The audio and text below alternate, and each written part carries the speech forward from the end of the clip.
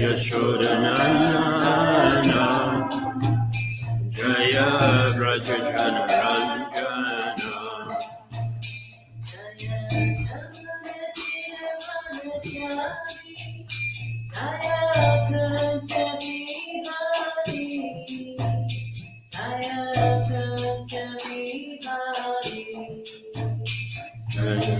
Ramuna Chiravanachari Jaya Kunja Bihari Jaya Kunja Bihari.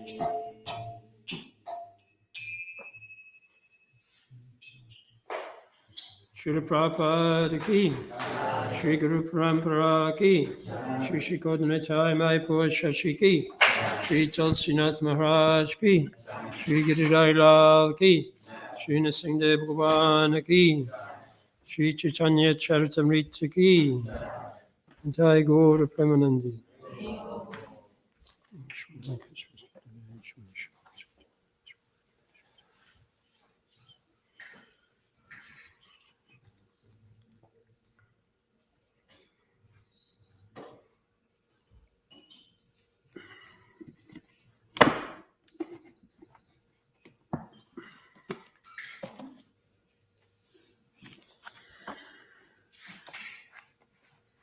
Reading from Srila Prabhupada Leelamrita, Krishna's great soldier.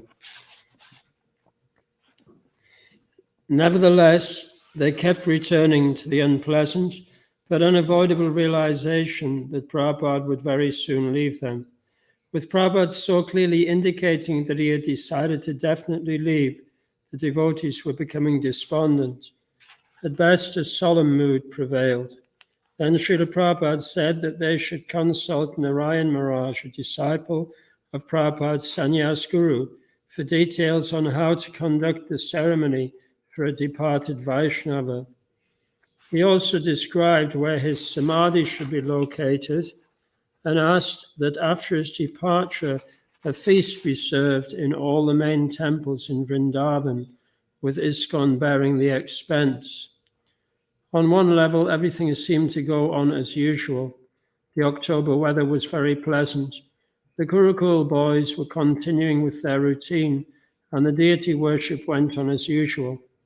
But in front of the temple, workmen began clearing a space for Prabhupada's samadhi. After several days of Prabhupada's not eating or drinking, Tamal Krishna tried again, but gently, "You don't want to drink anything today? Let me drink Harinam Amiya Vilas," said Srila Prabhupada. Jai, Srila Prabhupada said, "Hari Sori. Harinam is the sweetest nectar. Nivrititara Bhagiyamanam Bhavo Shadat," Prabhupada quoted. This is Bhavo Shada, Hari Kirtan. Jayadvaita completed the verse, Bhavo Shadat Chotra Manobi Ramat. Prabhupada acknowledged. And Charanamrita, diet and medicine. Let me depend on these. Srila Prabhupada ki. There's a footnote actually here to those when Srila Prabhupada recited the Bengali and the Sanskrit. So when Srila Prabhupada said, "Let me drink Harinam Amiya Vilas," here Srila Prabhupada is quoting a song by Bhaktivinoda Thakur, "Chanting the holy name is my only pastime." And when Srila Prabhupada quoted Nivritita Shayapagiyamanam Vavo Shadach Chotramanobi Ramat, here Srila Prabhupada is referring to a verse in Srimad Bhagavatam, Canto 10, Chapter 1, Verse 4, wherein hearing about Krishna is described as the medicine to cure the material disease of taking birth in the material world again and again and suffering.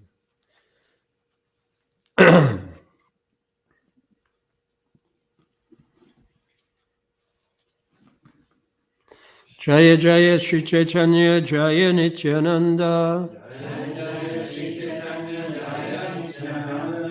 Jaya Dvaita Chandra Jaya Gaura Bhakta Vrinda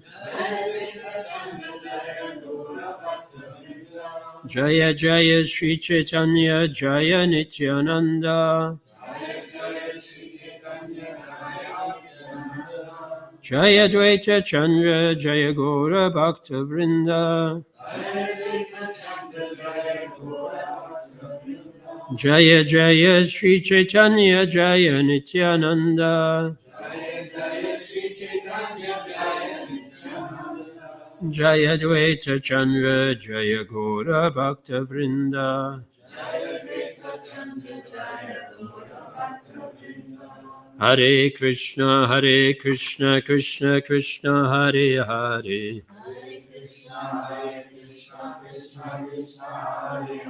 Hare Rama Rama Rama Hare Hare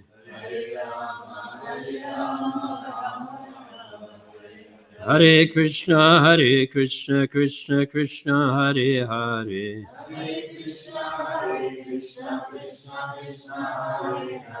Hare Rama Rama Rama Hare Hare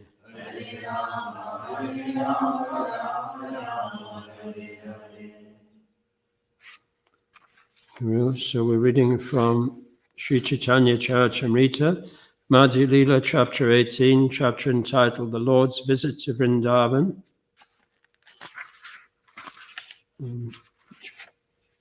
Verse 116 and onwards.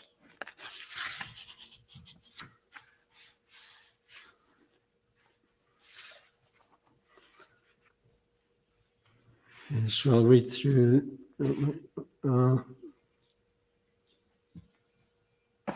I'm not going to read. Okay, I'll read the Sanskrit. Yastu Narayanam Devam Brahma Rudradi Daivatai Samatvenaiva Viksheta Napashandi Bhavedruvam. A person who considers demigods like Brahma and Shiva to be on an equal level with Narayan is to be considered an offender or Pashandi. Lokakahe tomate kabunai jiva mati Krishnara sadrisha toma akriti prakriti. After Sri Chaitanya Mahaprabhu explained the difference between an ordinary living being and the Supreme Personality of Godhead, the people said, "No one considers you an ordinary human being. You are like Krishna in every respect, in both bodily features and characteristics." Akritye Tumara Deki Vrajendra Nandan, Dea Kanti Pitambara Kaila Achadan. By your bodily features, we can see that you are none other than the son of Nanda Maharaj, although the golden luster of your body has covered your original complexion. Mriga Madhavastri Bande Tabunaya Lukai, Ishwara Swabhava Tumara Takanayai. As the aroma of deer musk cannot be concealed by wrapping it in a cloth, your characteristics as the Supreme Personality of Godhead cannot be concealed by any means. Alokika Prakrita Toma Buddhi Agochar Toma Deki Krishna Preme Jagat Pagal. Indeed, your characteristics are uncommon and beyond the imagination of an ordinary living being. Simply by seeing you, the entire universe becomes mad with ecstatic love for Krishna. Sri Balavrida Ara Chandala Yavan Ye Tumare Kabarya Paya Darashan Krishna Namalaya Nachahaya Unmata Acharya Hila Seya Tarila Jagata. If they see you just once, even women, children, old men, meat-eaters, and members of the lowest caste, immediately chant the holy name of Krishna, dance like madmen, and become spiritual masters capable of delivering the whole world. Darashanera Karya Achuk Ye Tuma Nama Shune Se Krishna Preme Mate Tare Tribhuvane. Apart from seeing you, whoever listens to your holy name is made mad with ecstatic love for Krishna and is able to deliver the three worlds. Tumara Nama Shunihaya Swapacha Pavan Alokika Shakti Tumanaya Yakatan. Simply by hearing your holy name, dog-eaters become holy saints. Your uncommon potencies cannot be described in words. Yanamadeya Shavanana Kirtanad Yat Pravanad Yat Smaranadapi Kuchit Swadopi Sadhya Savanaya Kalpate Kuta Punaste Bhagavan Udashanat. To say nothing of the spiritual advancement of persons who see the Supreme Person face to face, even a person born in a family of dog-eaters becomes immediately eligible to perform Vedic sacrifices if he once utters the holy name of the Supreme Personality of Godhead, or chants about him, hears about his pastimes, offers him obeisances, or even remembers him. Purport by Srila Prabhupada. For an explanation of this verse, Srimad Bhagavatam 333.6, see Madhya Lila chapter 16, text 186. So I'm going to give class on the next verse, so we can go through the Bengali for text 126. Eta Mahima Tumara Tatashta Lakshana Eta Mahima Tumara Tatashta Lakshana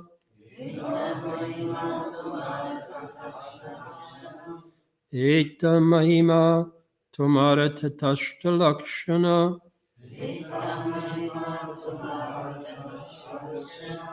Swarupa Lakshane Tumi Rajendra Nandana Swarup Lakshane Tumi Rajendra Nandana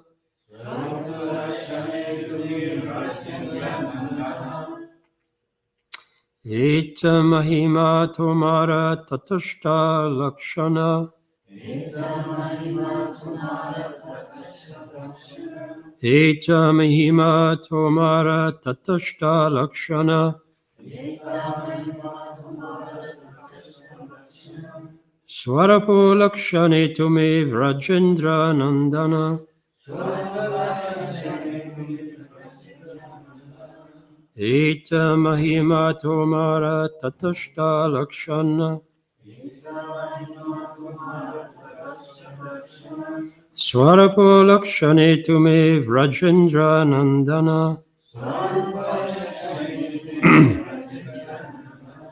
Eta mahima toma tatashta lakshana. Swarapa lakshane tumi Vrajendra nandana.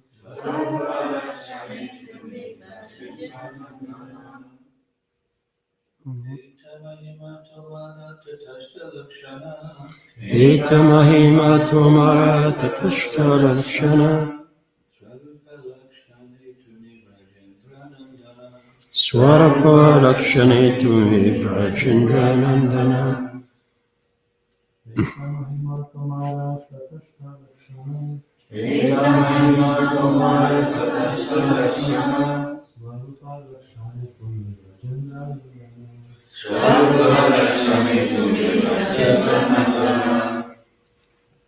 Vaishnavis.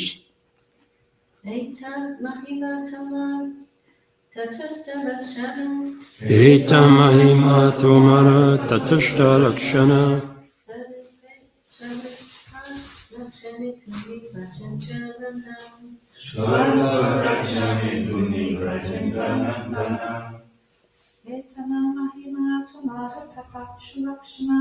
Eta mahima tomara tatashta lakshana. Swarapa lakshane tumi Vrajendra nandana. Eta, all these, mahima, glories, tomara, yo, tatashta lakshana, marginal characteristics, swarupa, original, lakshane, by characteristics, tumi, you, Vrajendra Nandana, the son of Maharaj Nanda. Translation. These glories of yours are only marginal. Originally, you are the son of Maharaj Nanda. Please repeat. These glories of yours are only marginal. Originally, you are the son of Maharaj Nanda. Purport by Srila Prabhupada. Srila Prabhupada ki. The original characteristics of a substance are called swarup, and the subsequent corollaries are called tatashta lakshan, or marginal characteristics. The glories of the Lord's marginal characteristics prove him to be the original Supreme Personality of Godhead, the son of Maharaj Nanda. As soon as one understands this, one accepts Sri Chaitanya Mahaprabhu as the Supreme Personality of Godhead, Lord Sri Krishna. Omagyan Timarandasya Gyananjana Shalakaya Chakshuramalitam Jena Tasmai Sri Gurve Namaha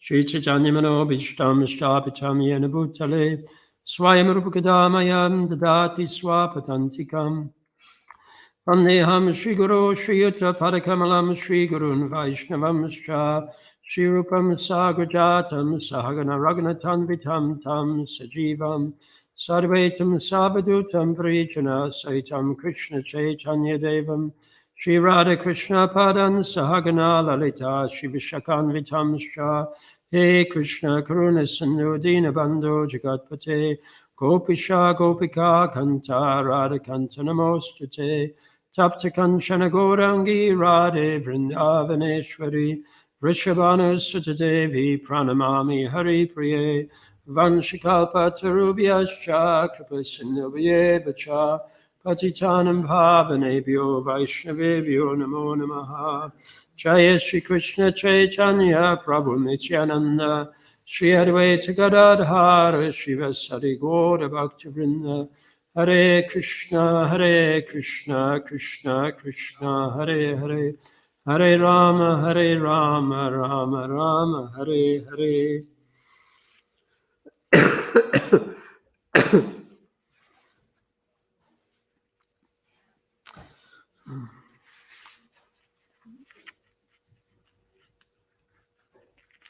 So I'm going to try and say a little bit about this subject matter, which is a very deep subject matter, and it's also especially speaking in the company of scholars of Srimad Bhagavatam and Chaitanya Charitamrita. I'm sure I'll be asking you to give some inputs, because this topic of distinguishing between the original characteristics and the, as Srila Prabhupada here says, the subsequent corollaries, or also the marginal characteristics. This is one aspect of the Vaishnava philosophy, which this kind of analysis pervades all the different branches of all of the different Veda darshans, the different branches of analysis of the Vedic literature. So it's a kind of technical division which is used in Vedanta and also in Vedic logic to really deeply analyze different categories. But our acharyas, especially Srila Rupa Goswami, and also Lord Chaitanya, when Lord Chaitanya was preaching to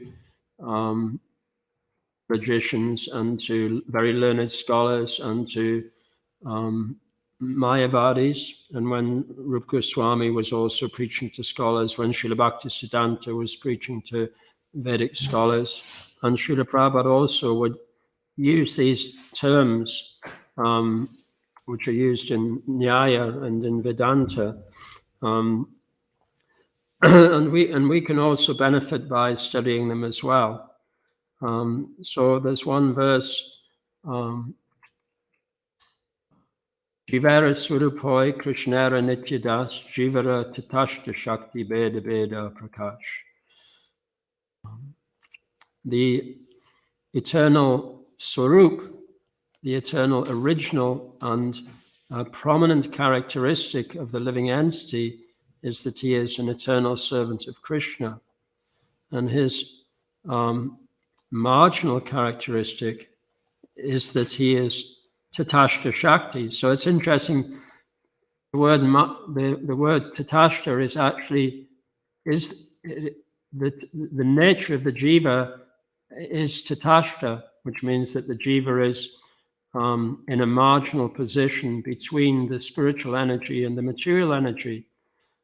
And Srila Prabhupada often gives the example that Tatashta, actually the Sanskrit Tatashta, means to be situated on a bank,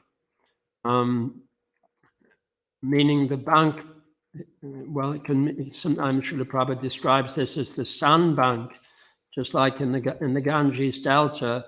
Then there are islands, Sundarabans, where sometimes the islands are covered by water, and sometimes due to the currents of the Ganges churning up the mud and entering in the ocean, then this churning creates a bank, and it sometimes becomes a little island. But it could also become merged back in the ocean again. So the living entity is described as being situated in that situation, like on a bank between the ocean and the river. And it's a precarious situation. It may appear, shtar in one sense means firmly situated, but to be firmly situated on an unfirm surface, then this is that is how Tatashta is described. So this is the nature. The nature of the jiva is always that nature of the jiva to be Tatashta is actually an eternal characteristic of the jiva. And Srila Prabhupada says that even having attained spiritual perfection, that Tatashta nature is still present within the jiva. So we can never become we should never feel complacent at any time. However, the eternal nature of the living entity, and the prominent characteristic of the jiva is to be an eternal servant of Krishna. And when one is fully absorbed and immersed in that mood of being Krishna's eternal servant, then that conviction and that absorption overpowers the tatashta nature. So, but it's not that the tatashta nature it never disappears, it's always there. So for this reason, it's very important to be in the association of advanced devotees, because one very prominent characteristic of advanced devotees is their humility. And therefore they will protect us from false pride. There's another verse which Srila Prabhupada analyzes, and actually any devotees who are doing Bhakti Shastri will have to learn the verse from Nectar of Devotion. Anyone remember the Paribhasa Sutra of Nectar of Devotion? Yeah, that's right.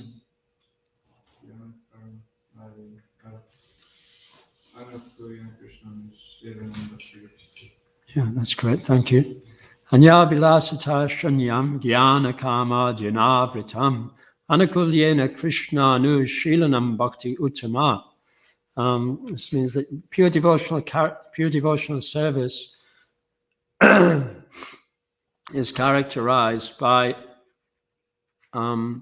two Swarup characteristics and two Lakshana characteristics. So two prominent characteristics, two dominant characteristics. So can you define, in that verse, can anyone say which are the Swarup characteristics?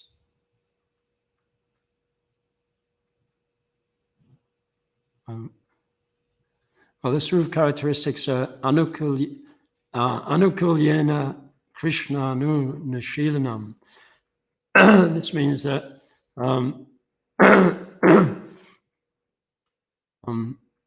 devotional service must be favorably performed in a favorable mood, and also it must be pleasing to Krishna.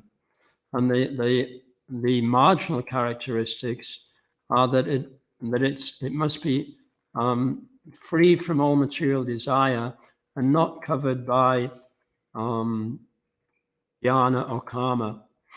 So there are, in all of the different branches of Vedic study and the different branches of yoga, the characteristics of anyabhilasita and to a certain degree jnana, karma, and avritam are emphasized, and that the goal of yoga is to become free from material desire and not to be covered by pride, you could say, not to be covered by desire for material aggrandizement. So the marginal characteristics are common to many different yoga practices, but the Swarup characteristics, meaning to please Krishna, and in a favorable mood. A favorable mood is a mood which will lead to the cultivation of Bhakti Yoga, meaning in the association of devotees and with a mood of desiring to become pure, desiring to become Krishna's pure devotee. So, in this verse, the situation here is that Lord Chaitanya is in Vrindavan, and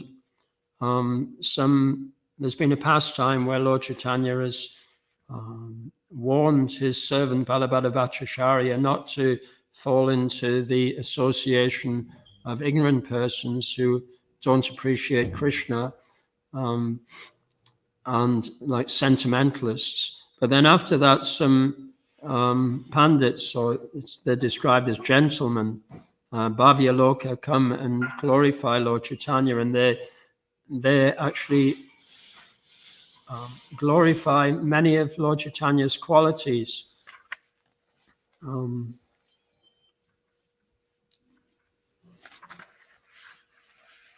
But then at the end they say, these glories of yours are only marginal.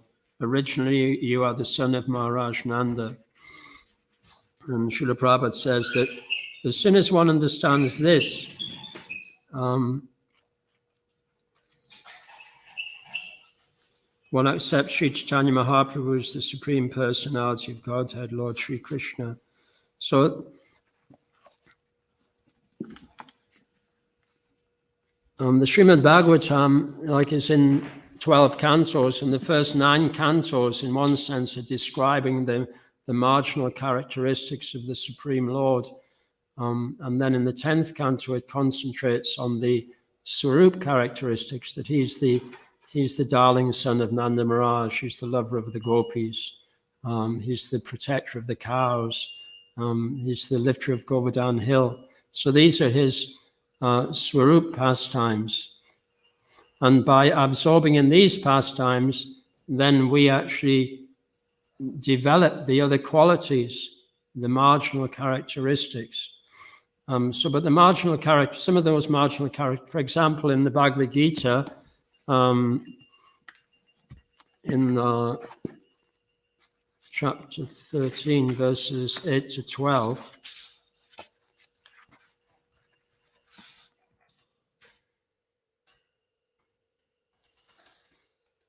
then Krishna says to Arjuna, humility, pridelessness, non-violence, tolerance, simplicity, approaching a bona fide spiritual master, cleanliness, steadiness, self-control, renunciation of the objects of sense gratification, absence of false ego, the perception of the evil of birth, death, old age, and disease, detachment, freedom from entanglement with children, wife, home, and the rest, even-mindedness amid pleasant and unpleasant events, constant and unalloyed devotion to me, aspiring to live in a solitary place, detachment from the general mass of people, accepting the importance of self-realization and philosophical search for the absolute truth. All these I declare to be knowledge. And besides this, whatever there may be, is ignorance.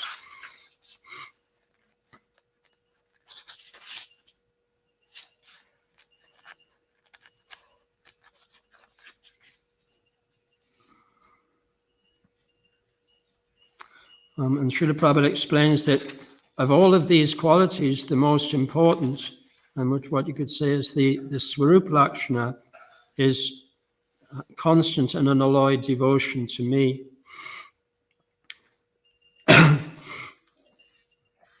And that the others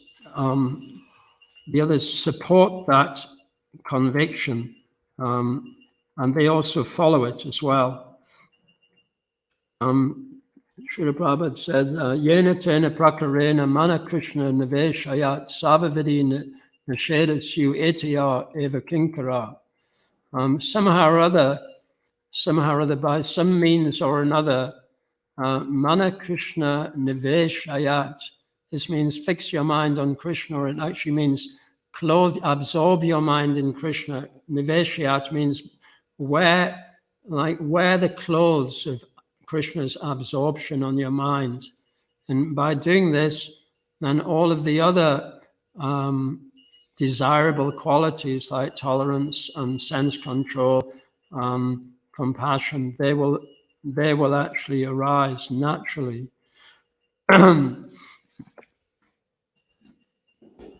So I'm going to stop there and ask if there are any questions.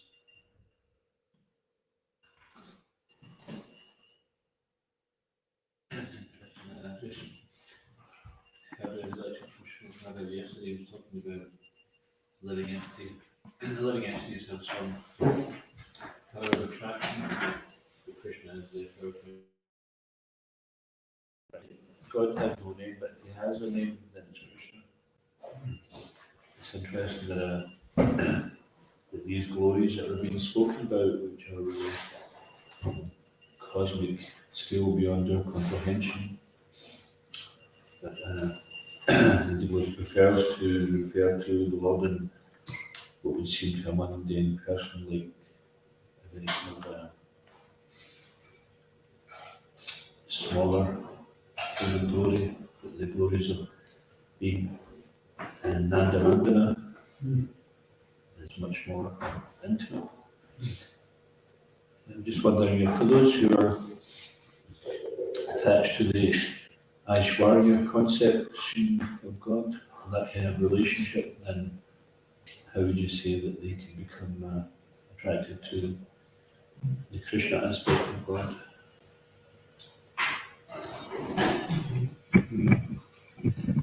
So if I understand the question correctly, you have been reading in the verses leading up to this verse, then the bandits glorifying Lord Chaitanya in terms of his and his opulences. And then right at the end, they say, but actually the most important thing is that you are the son of Maharaj Nanda.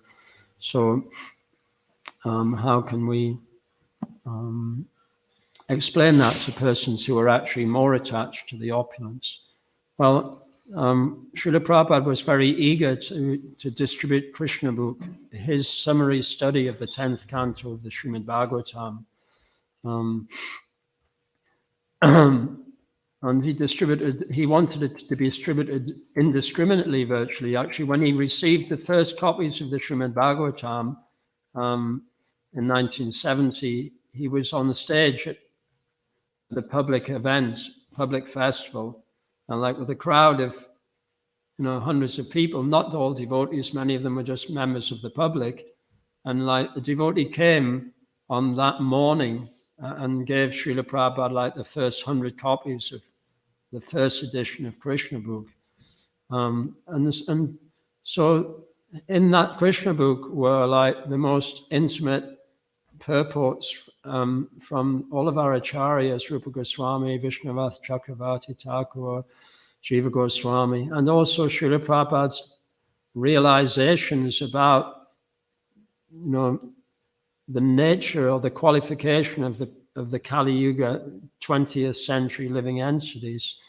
And yet Srila Prabhupada just took those books with him. I think they had them with them when they were traveling to that event. And Srila Prabhupada just said, and we have just received this Krishna book, and we are selling it today for $10 or something for anyone who will take it. So he just sold all the copies that he just received, that had just been printed. Because Srila Prabhupada had this like unflinching faith that hearing about Krishna and also especially chanting Krishna's names, as he said, they're the bhavo shadach chotra mani baramat tashai nivritai shayupagiyamanat bhavo shadach chotra Rama Biramat. This means that the hearing about the glories of Krishna, this is the medicine for curing the forgetfulness in the heart of the living entity. So Srila Prabhupada's spiritual master, Srila Bhaktisiddhanta Saraswati Thakur, he quoted this verse, Yena tena prakarena mana Krishna shrevayat. By whatever means, give people the opportunity to hear about Krishna, and then all of the other rules and regulations will come. So he was extremely strict on rules and regulations. Once somebody actually moved into the ashram, it was a very, very strict environment. But he stressed that that is so that there wouldn't be any impediments for those people to hear about Krishna, that there wouldn't be any distraction. And also within Krishna's pastimes in the 10th canto, then there is opulence which far surpasses any opulence described anywhere else in the Vedas. Just as we were hearing a couple of weeks ago, the pastime of Krishna lifting Govardhan hill. So like Indra was like Indra is the most powerful of the demigods, but Indra had no strength to oppose Krishna. So, right, so all of Krishna's little finger was more powerful. When he was 7 years old, the little finger of Krishna's left hand was more powerful than the entire combined forces of the universe, which were under Indra's control.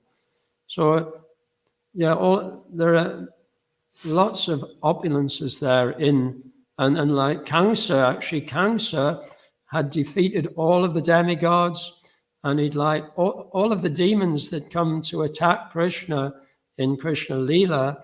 They were all extremely powerful personalities who Kamsa had defeated. There was no one in the universe actually more powerful than Kamsa at that time. And Krishna, killed him very easily. So, is that okay?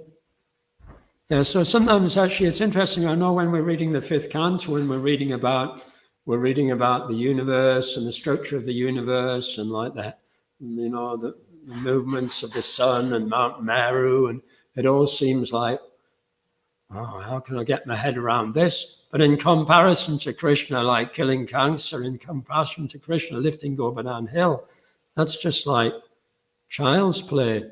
And when we've read Krishna book and like relished it and understood the message within Krishna book, we've already understood the whole Srimad Bhagavatam. And like any sort of difficulty we have in understanding the rest of the Srimad Bhagavatam, it's just due to the way we've been educated in the West, that we've been like educated that we have to understand everything and gradually like build up and build up and build up and like get your qualifications, get your O level, get your A level, get your HNC, get your degree. Like that we feel embarrassed, or if I don't understand every little detail about all of the different aspects of this education, then how will I be able to speak to someone about the highest? But if we're convinced about the highest already, then that potency will attract others, because everyone is Jivara Swarupoi Krishnara Nitya Das. So this is like the power of pure devotional service. And therefore Lord Chaitanya says, Yare deke tarikaha Krishna upadesh amara gyaya guru ai hoi e desh. Wherever you go, whoever you meet, just teach them about Krishna as described in the Bhagavad Gita and the Srimad Bhagavatam. In this way, become a guru and deliver everyone everywhere in the land. So Lord Chaitanya doesn't say wherever you go or whoever you meet, teach them about the movements of the planets and, teach them about logic. And he says, teach them about Krishna and Krishna's direct teachings. And in this way, you will become a guru. So if when we're out distributing Srila Prabhupada's books, we may feel, I don't understand everything in this book. We may think, I don't understand everything in the Bhagavad Gita. I don't understand everything in Beyond Birth and Death, or I don't understand everything in the teachings of Lord Kapila. But if we understand the pastime of Lord Krishna lifting Govardhan Hill, we do actually understand it all, but we just haven't developed the language to be able to communicate it appropriately. And it's not easy to learn the language, because the language that people speak now is a very degraded language, and it's not really possible for us to communicate the finer points of Vedanta or of or the different subject matters in the fifth canto or the third canto. It's not possible for us to do that unless we study for years and years and years. Excuse me. But whatever bank people have been washed up on, whatever their tatashta is, whatever their marginal situation is, everybody is like somewhere between the spiritual energy and the material energy. And according to what degree of material energy they're covered by, then they'll become expert in some particular field. But that expertise that's just the marginal characteristic. Everyone's Swarup characteristic is they're an eternal servant of Krishna. And so by focusing on trying to reawaken that characteristic, then we're guaranteed of success, even if we don't perceive that success in like our temporary interaction with the person. But we can be sure that, we are connecting with them because they are Krishna's eternal servants. So we are connecting. So I wanted to read a verse from Chaitanya Charitamrita, Conversations with Sanatana Goswami, Madhya Lila, chapter 22,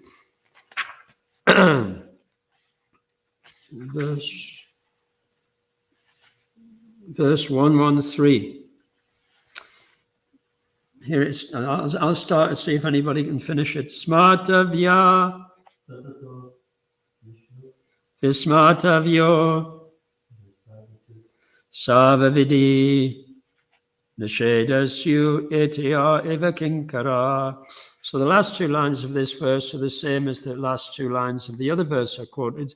Yena tena prakarena mana Krishna nashevayat. Krishna is the origin of Lord Vishnu. He should be remembered and never forgotten at any time. All the rules and prohibitions mentioned in the Shastras should be the servants of these two principles. These regulative principles should act as servants of the basic principle. That is, one should always remember Krishna and never forget him.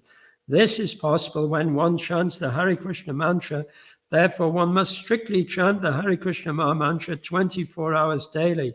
One may have other duties to perform under the direction of the spiritual master, but he must first abide by the spiritual master's order to chant a certain number of rounds. In our Krishna conscious movement, we have recommended that the neophyte chants at least 16 rounds. This chanting of 16 rounds is absolutely necessary if one wants to remember Krishna and not forget him. Of all the regulative principles, the spiritual master's order to chant at least 16 rounds is most essential. One may sell books or enlist life members or render some other service, but these duties are not ordinary duties.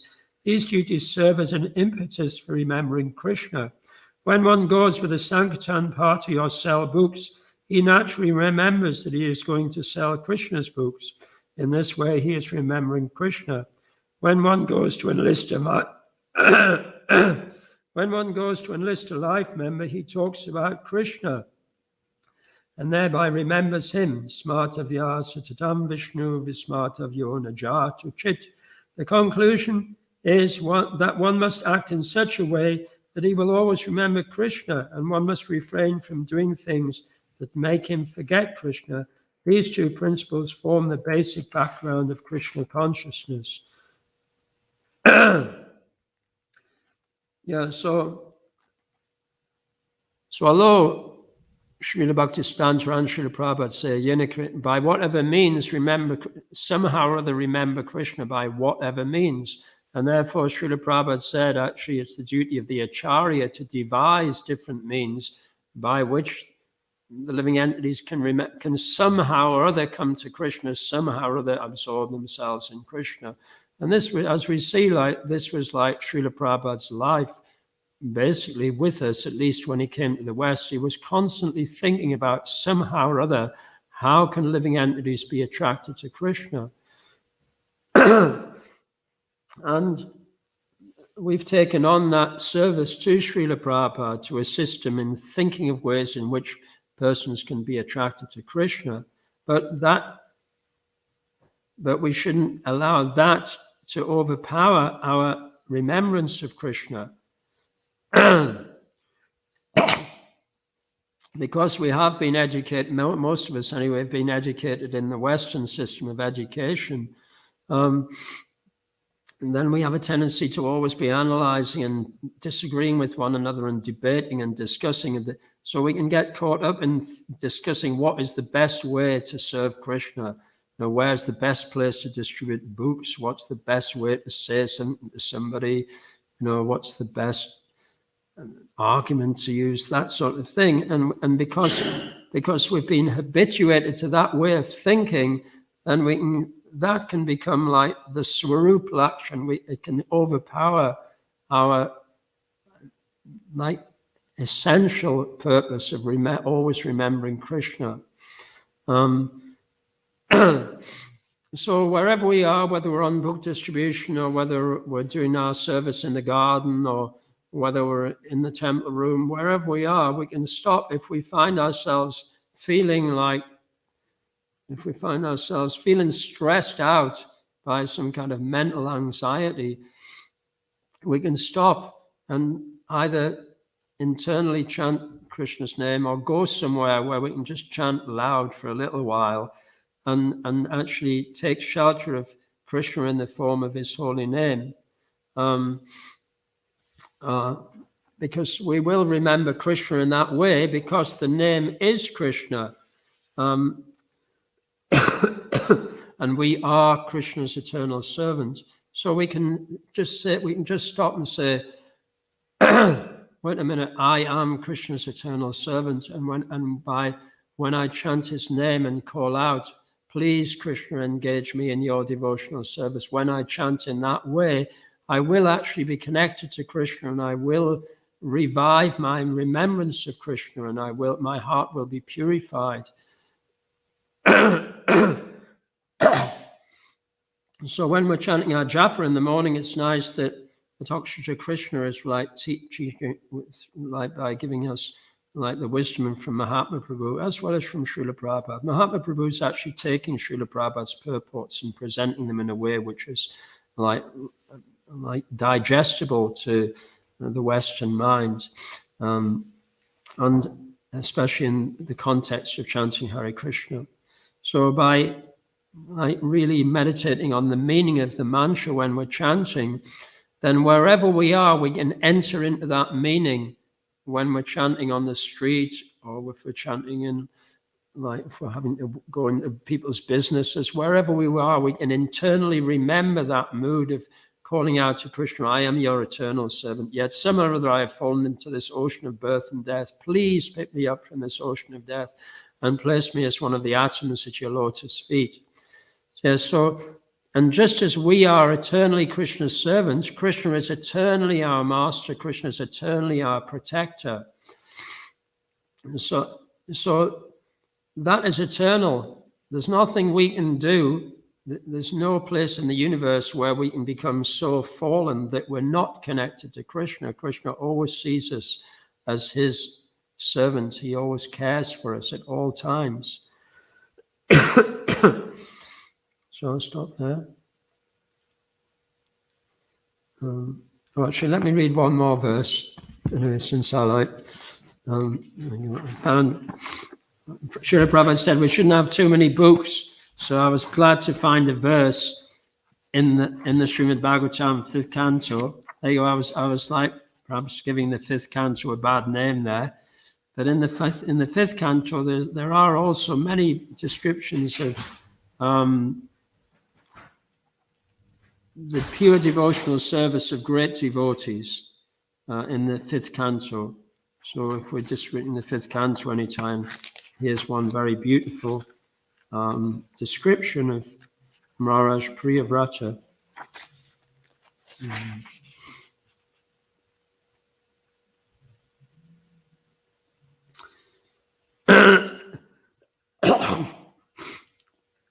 And this in the purport anyway. While chanting the Hare Krishna mantra, the words Krishna and Hare immediately remind him of all the Lord's activities. This is talking about Maharaj Priyavrata.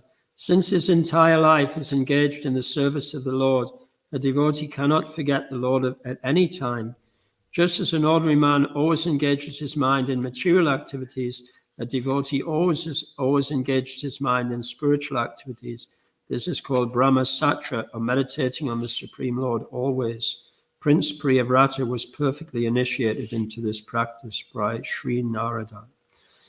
Sri Chaitanya Charitamrita ki, Srila Prabhupada ki, Nitai Gaur Premanandi. Anant Koti Vaishnavrinda ki,